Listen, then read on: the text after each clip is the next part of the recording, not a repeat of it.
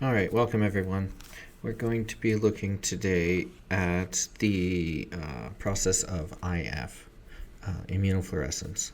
It's a very, very simple, easy protocol, although it may differ depending on which species you're looking at, if you're doing whole mount or if you're doing sections, if you're doing cells. But the one the protocol specifically that I'm going to be going through at the end of this video, and I'll include in the description below, is one that I've used before in cells to do super resolution microscopy, and also in whole mount mouse embryos, and it's always worked pretty well for me. Alright, so a bit of background about what immunofluorescence is. And what it is a process for labeling proteins, endogenous proteins, or proteins in your cells or tissues, right? So I have my little glowing red embryo here. Then I have a zoom in. You can see the tissue, and you see this red here, which is supposed to be representing, like, for example, this laminin staining. And then when you zoom in this example, we're looking at something like a lambda-main protein, like amarin, or maybe a LAP2, except LAP2 is not always transmembrane. But anyway, it doesn't really matter. We're labeling some internuclear membrane protein, and the way that the labeling works is you have a primary antibody which binds to your target, and then a secondary antibody that's conjugated to some reporter that binds to your primary antibody, right? And I guess a little bit of background into antibodies, if you're not aware. The way that you get antibodies is you extract and purify your target protein, and then you inject it into some species. So that's what the species on your tube of anti-whatever protein, it'll say like anti-lamin rat, right? Which means that it's an antibody derived in a rat, so for lamin. And then your secondary would need to be anti-rat, right? Because then it's going to bind to the rat antibody. So let's just go quickly through the actual protocol.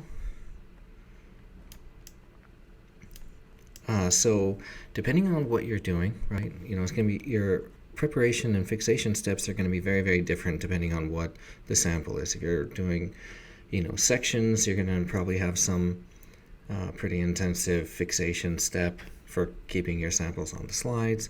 If you're doing in vitro work, you're going to have a lot shorter times because it's going to be very easy to do.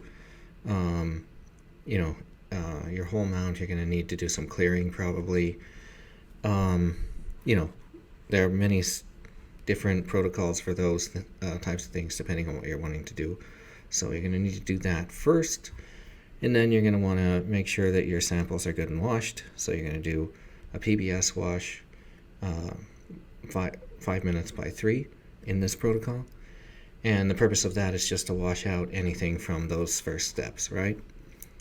Then you're going to want to do a longer PBS-T wash, which in this protocol, it's PBS plus Triton X-100, which is a detergent, right? So the purpose of this is to make the tissue or the cell membranes permeable, right? So those are made of lipid layers, and it's a detergent, so it dissolves them a little bit, but not too much, right?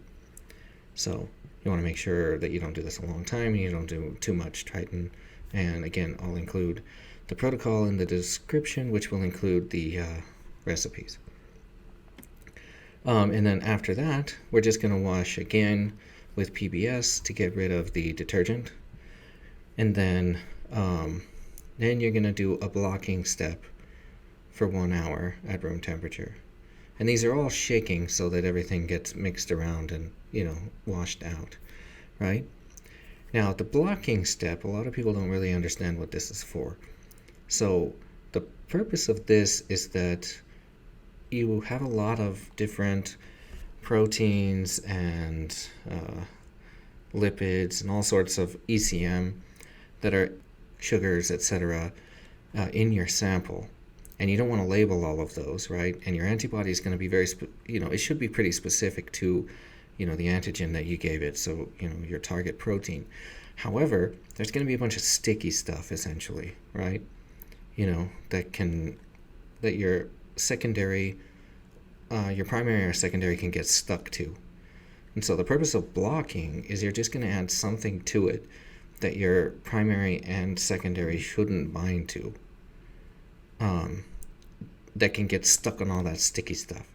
So generally you're going to use like a serum, especially serum from the same animal as your secondary is produced from, right? And so you're going to do that for 1 hour in order to get rid of all the sticky spots, and then you're going to apply your primary antibody in blocking solution at 4 degrees C overnight.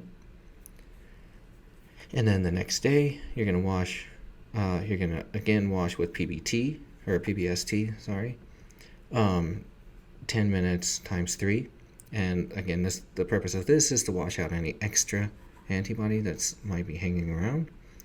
And you're going to use PBS-T just to make sure that you're washing as deep into the tissues and cells as possible. And then